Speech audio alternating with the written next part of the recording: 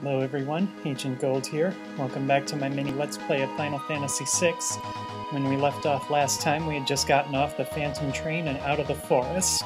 So Cyan said that this way was the best way to get to Narsh, so let's keep going and see if we can make it there, finally. So the only place to go here is this area that's up here, and we'll fight these things first, I guess.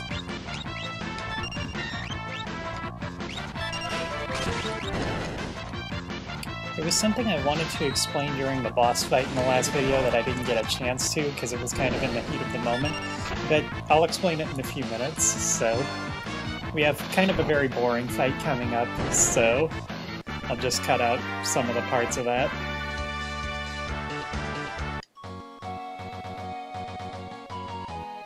So what do we have up here?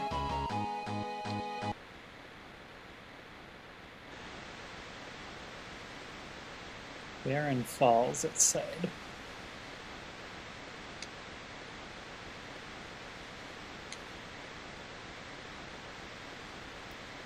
Velt is an interesting place.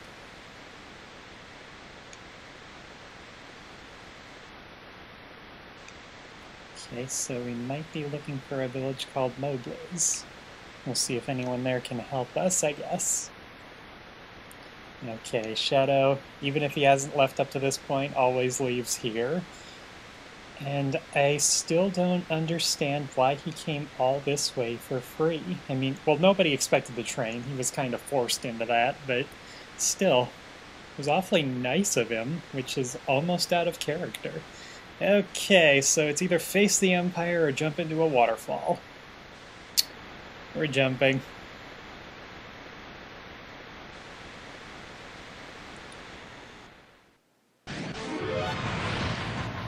Alright, so this is the fight that's not very interesting. It's just going to be a bunch of these fish coming at us and then a boss fish after that. So, what I was going to say before, or what I wanted to say about the last fight, the Phantom Train right away used an attack that inflicted different status conditions on everybody. Sabin was immune because he's got the ribbon.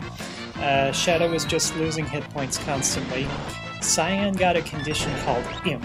And what that does, it restricts you from using special abilities like his Bushido, or magic if you know it, except for the spell that turns people into imps. And it very much reduces your stats, so you take more damage, you do less damage. There is some special equipment for imps that actually raises their stats a lot, but that doesn't come until quite a bit later in the game. The other thing I wanted to mention is that the Phantom Train was an undead creature, so since healing items do damage to undead creatures, we could very easily have used a Phoenix Down, which revives fallen characters, and defeated it instantly. But where would the fun have been in that? I think this is the last wave of these fish. There might be two more. Nope, there's the boss, which is not very tough.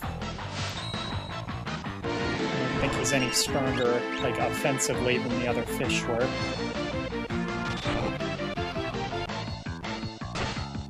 I think this is the only time you actually fight these things, but they're not very noteworthy.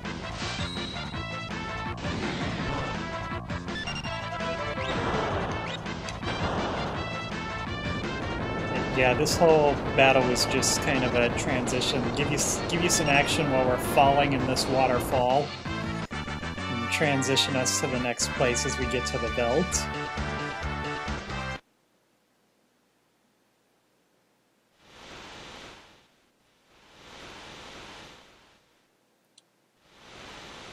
So this looks like a river. Like, not a very fast-moving river, though. Yep, they're exhausted. They ended up here. Just kind of get washed up. And there's somebody here.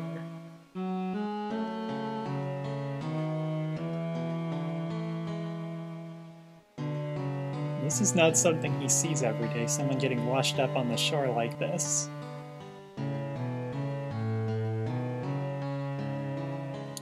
So this child, well, he probably named himself, and if you know how to pronounce this, you are a step ahead of me. So I just sort of fake it. I don't know if I pronounce it one syllable or two, but I just call him Gau.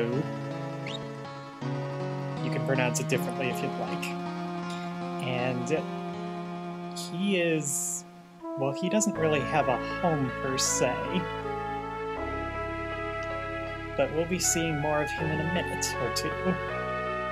Or it might be until the next video, I can't predict this. Alright, so we're looking for that village called Moblers. We're on the Veldt now.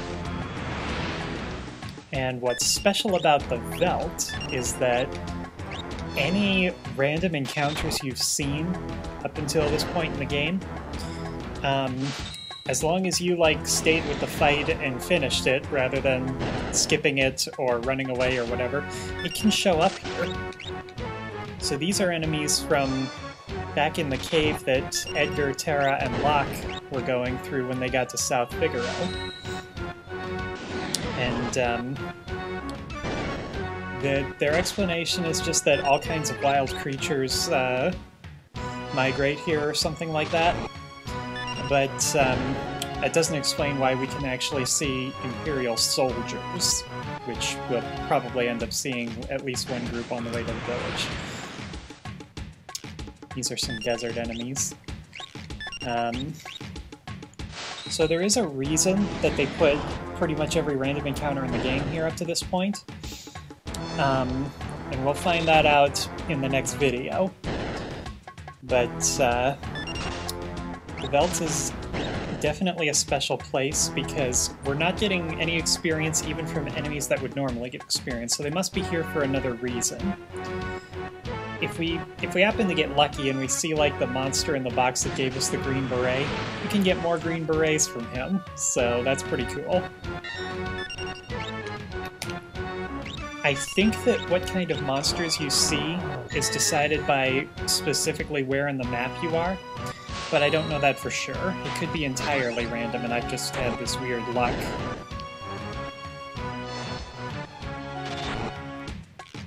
We're almost to the village, so... oh, here's the kid again. Now, unfortunately, he says he's hungry. Well, I don't have any food items. I can't run away. All I can do is attack him. I don't really want to attack him. I'll make this as light as I possibly can.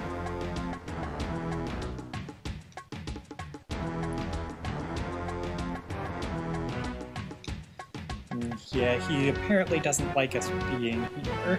He is this wild child who grew up in the wildlands of the Veldt.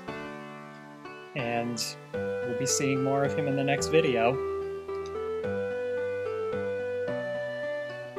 So, yeah, we pulled some pretty amazing stuff. Oh!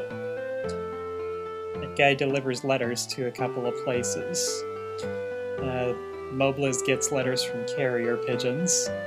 And normally the citizens don't block him, so that's kind of funny for me to see. So what are some of the notable things in this town?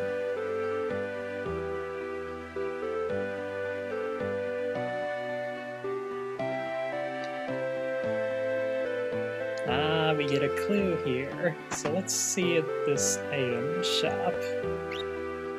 Sure enough, top thing they sell is dried meat, so let's get one of these. We don't really need more than one.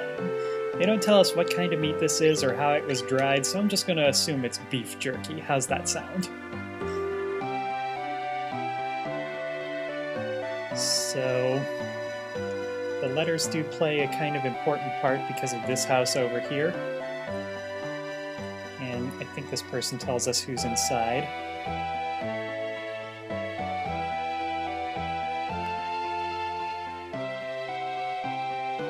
So yeah, we have an injured soldier in here.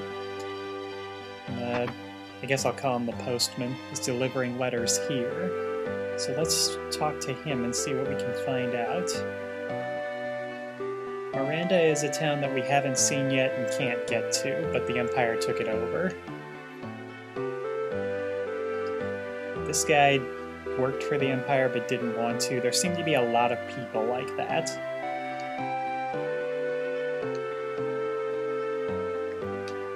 he's got a girlfriend from Miranda named Lola. She's sending him these letters. May at least keep his spirits up.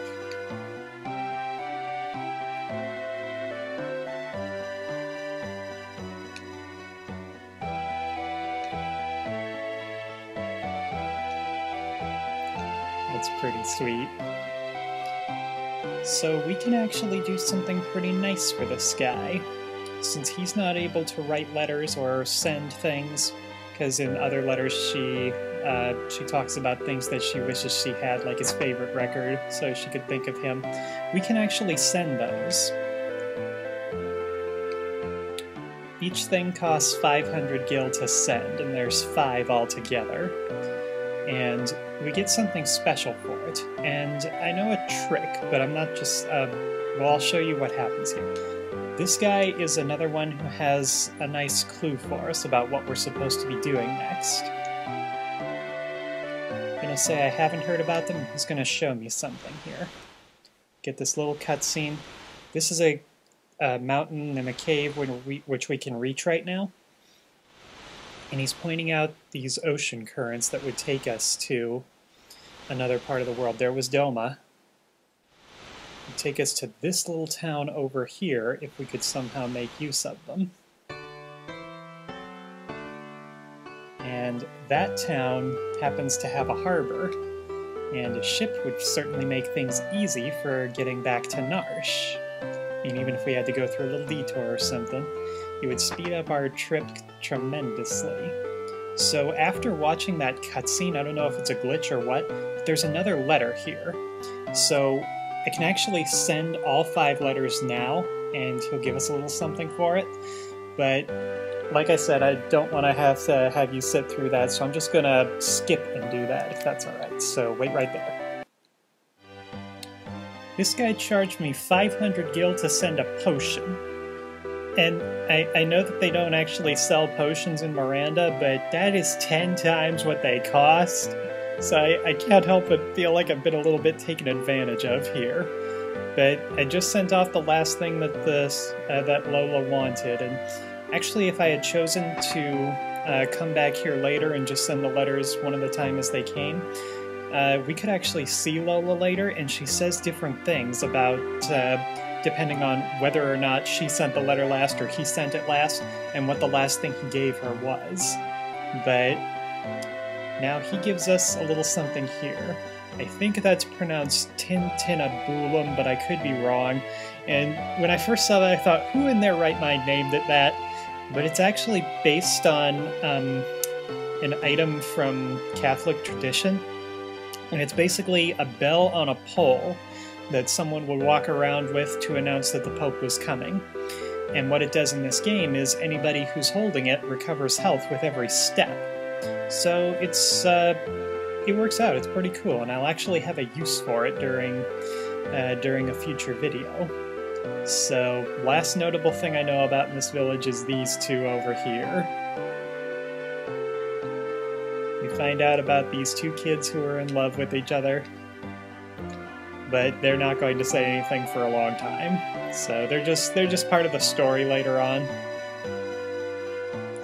And with that, I think we've done everything that we need to do here.